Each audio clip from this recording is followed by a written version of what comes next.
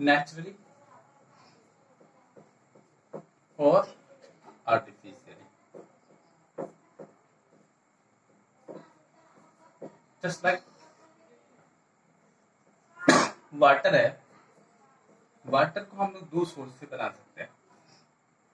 एक natural source से, natural source से जो हमें वाटर मिलता है, और एक हम इसको आर्टिफिशियल सोर्स से, लैबोरेटरिकल मेथड से। तो इसमें जो ये मास का प्रोपोर्शन है, जस्ट लाइक हाइड्रोजन कितने 2 ग्राम और ऑक्सीजन 16 ग्राम, इस दोनों का रेशियो क्या होगा 2:16, हमेशा क्या होगा 1:8। ये हमेशा फिक्स्ड रेशियो होगा, फिक्स्ड रेशियो में हम किसी का भी ले सकते हैं और भी हम ले सकते हैं, जैसे आज फॉर एग्जांपल H2SO4, इसमें भी वही हाइड्रोजन 2 ग्राम और सल्फर 32 ग्राम और ऑक्सीजन 64 ग्राम, इस दोनों का रेशियो 2:32:64, ये क्या हो जाए 1:16:32। ये हमेशा इसी रेशियो में सल्फ्यूरिक एसिड बनाएगा। अगर इसका रेशियो चेंज कर दे, वाटर नहीं बन के ये दूसरा चीज बन जाएगा। यही चीज कहा है कि कांस्टेंट प्रोपोर्शन में।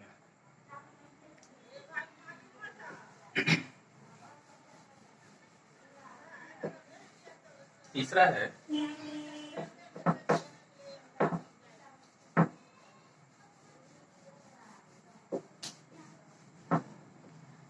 है law of multiple proportion.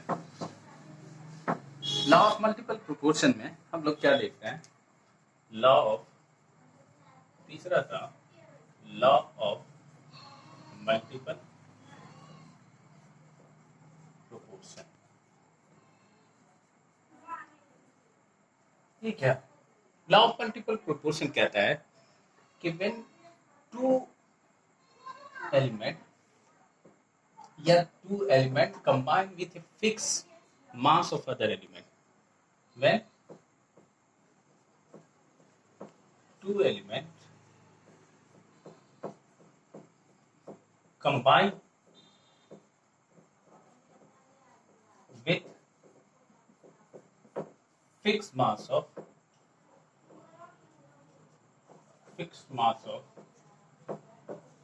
other element,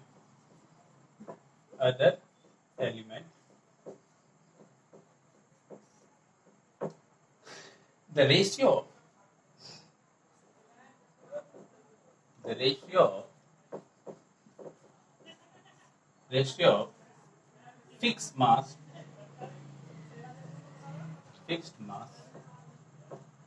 is always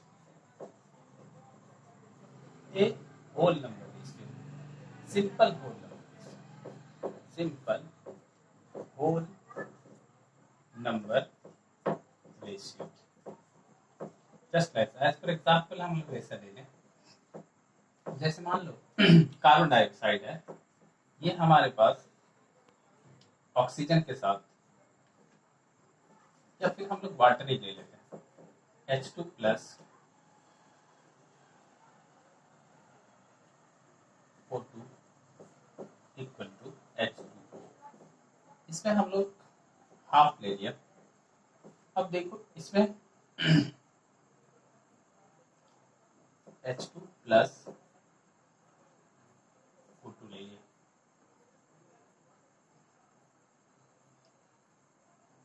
H2 plus O2 ले लिया, ये क्या बना दिया H2O2। ये वाटर हो गया और ये हाइड्रोजन पेरोक्साइड हो गया, हाइड्रोजन पेरोक्साइड, राइट। यहाँ पे मैंने कहा था कि when 2 elements combine with a fixed mass of other element, इसका वेट कितना है 2 ग्राम और इसका वेट 32 और हाफ कर देंगे 16 ग्राम, और इसका 2 ग्राम और इसका 32 ग्राम। इसमें से इसका मास, इस एलिमेंट का मास यहाँ भी 2 ग्राम है और यहाँ भी 2 ग्राम है, ये फिक्स्ड मास हो गया। इसका मास क्या है फिक्स्ड मास, ठीक है। और इस दोनों का मास डिफरेंट एलिमेंट है, रेशियो ऑफ फिक्स्ड मास नहीं, ratio of different mass, ratio of different mass क्या होगा, और इसका दोनों का मास क्या है, ये 16 है ये 32 है, इसका डिफरेंट मास है।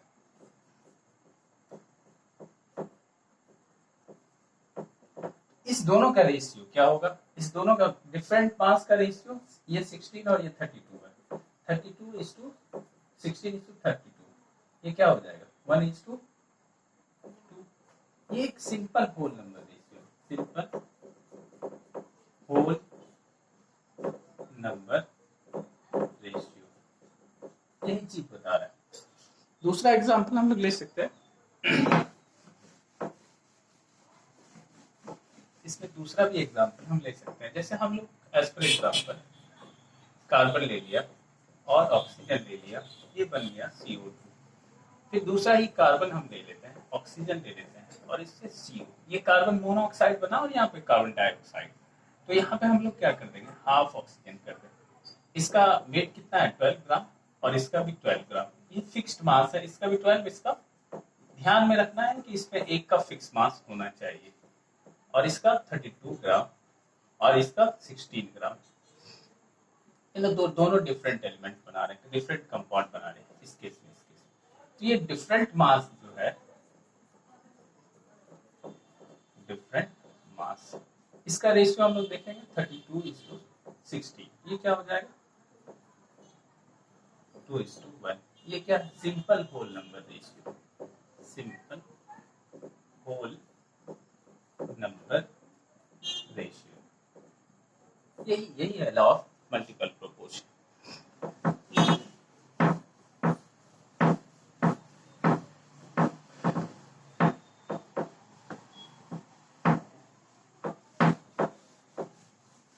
दूसरा लॉ, तीसरा लॉ हम लोग चलते हैं,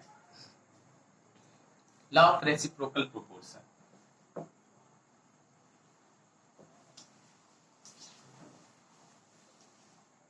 लॉ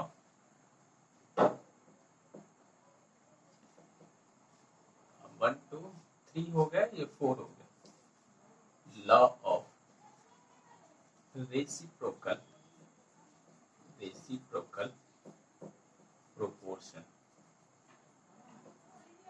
ठीक है, लॉ ऑफ रेसिप्रोकल प्रोपोर्शन कहता है कि when two different element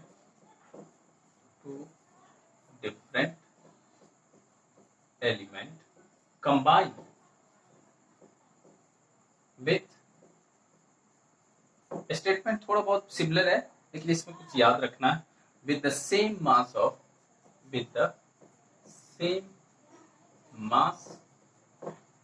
of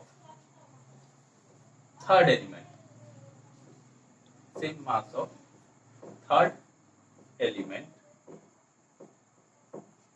ठीक है, the ratio, थोड़ा कॉम्प्लेक्स है, the ratio of the masses in which they do so must be same or multiple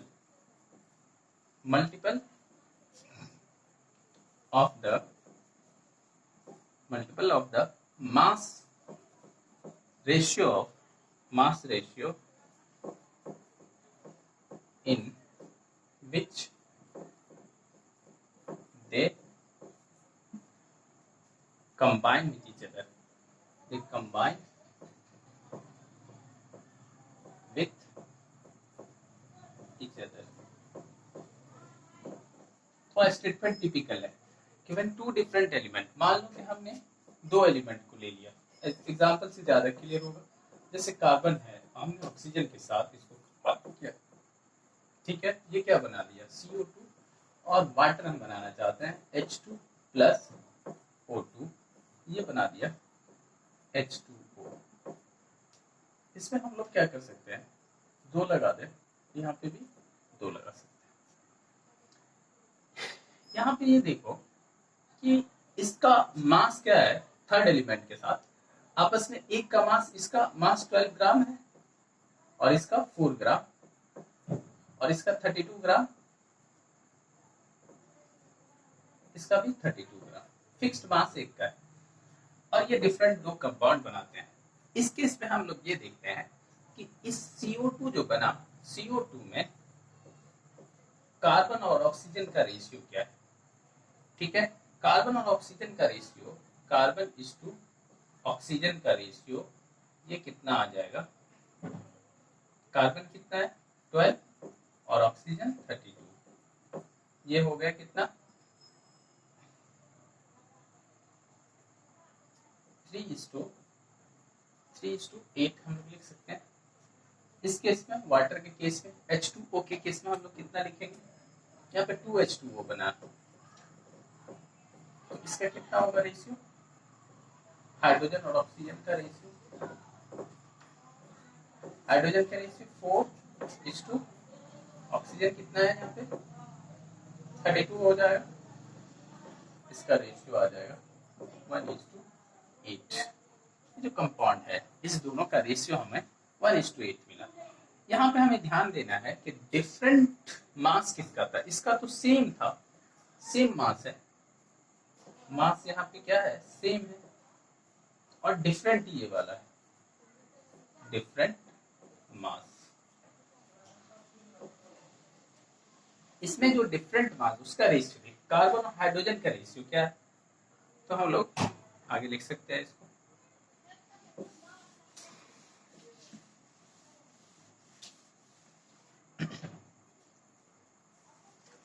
carbon hydrogen का mass ratio of carbon is to hydrogen, ये हो जाएगा कितना, carbon कितना है, कार्बन और हाइड्रोजन का रेशियो, कार्बन हाइड्रोजन का रेशियो निकालेंगे तो यहाँ पे कार्बन का ये वाला है और हाइड्रोजन का ये वाला 3:1, राइट। अब हम लोग क्या करते हैं कि जो डिफरेंट मास है इसको आपस में कंबाइन करते हैं। अगर हम इसको आपस में कंबाइन करेंगे तो ये क्या बना देगा, मान लो कि कार्बन और हाइड्रोजन को मिला के आपस में कंबाइन करेंगे तो ये मीथेन बनाएगा। इस चीज को याद रखना है यहाँ पे, ठीक है। यहाँ पे हम लोग देखते हैं, इसको बैलेंस करोगे तो यहाँ पे ये लिख सकते हैं हम लोग, इसमें CH4 में कार्बन और हाइड्रोजन का मास रेशियो क्या है, कार्बन और हाइड्रोजन का रेशियो इस केस में कितना होगा, यहाँ 12 है और हाइड्रोजन यहाँ कितना है 4 है, ये हो जाएगा, इसको हम लोग कितना लिख सकते हैं 3:1।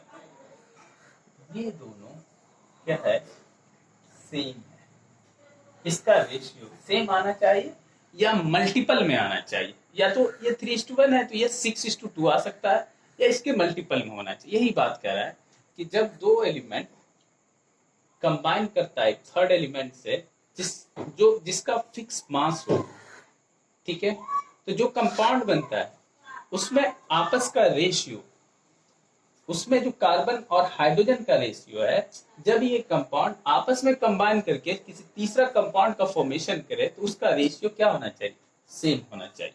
यही चीज लॉ ऑफ रेसिप्रोकल प्रोपोर्शन है, राइट। हम लोग नेक्स्ट आगे बढ़ते हैं।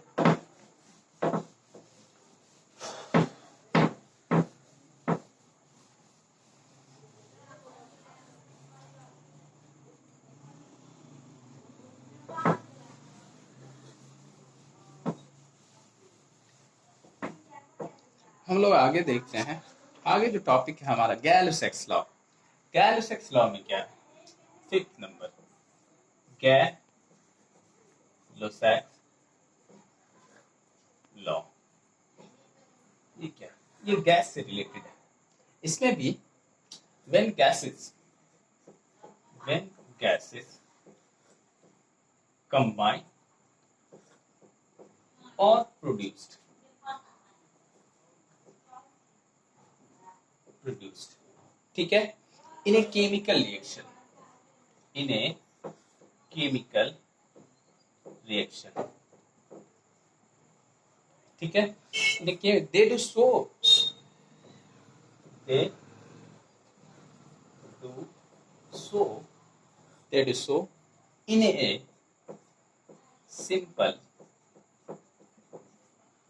simple ratio by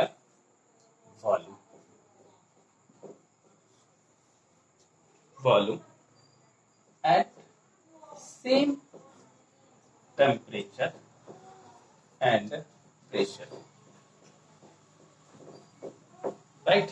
same temperature और प्रेशर पे जब कोई गैस कंबाइन करे या प्रोड्यूस्ड हो, कोई भी केमिकल रिएक्शन में गैस प्रोड्यूस्ड हो या कंबाइन करे, याद रखना है कि इसमें रिएक्टेंट और प्रोडक्ट दोनों गैसेस फॉर्म में होगा। एज फॉर एग्जांपल, जैसे हमने वाटर बनाया, वाटर वेपर हम लोग बनाते हैं, इससे हम लोग वाटर बनाते हैं, ये वेपर फॉर्म में है, गैस फॉर्म में, ये भी गैस फॉर्म में, ये भी गैस फॉर्म में, बाय वॉल्यूम, यहाँ लिखा हुआ बाय वॉल्यूम। हम इसको अगर लिखना चाहें तो एक बात हम लोग आगे चल के पढ़ेंगे स्टोइचियोमेट्री में, उसमें ध्यान में रहेगा। यहाँ हाफ O2 लगा देते हैं, तो यहाँ पे जो हम लोग लगाएंगे ये क्या होगा, ये 1 जितना लगा हुआ है 1 वॉल्यूम, और इसका क्या होगा हाफ वॉल्यूम, और इसका 1 वॉल्यूम। ये तीनों आपस में इसका जो रेशियो होगा ये एक सिंपल रेशियो होगा, सिंपल रेशियो होगा। इसको 2 से भी कंबाइन कर सकते हो, तो 2:1:2 लिख सकते हैं, और करके लिख सकते हैं।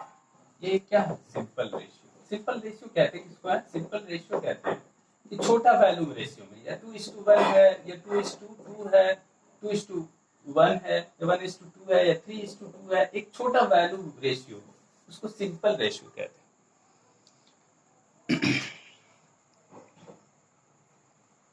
एक और एग्जांपल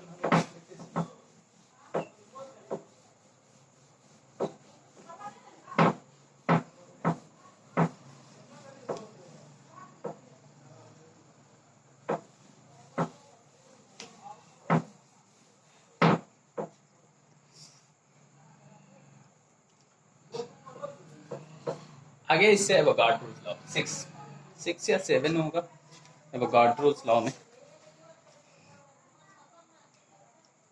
6 एवोगाड्रोस लॉ, ये क्या है, इक्वल वॉल्यूम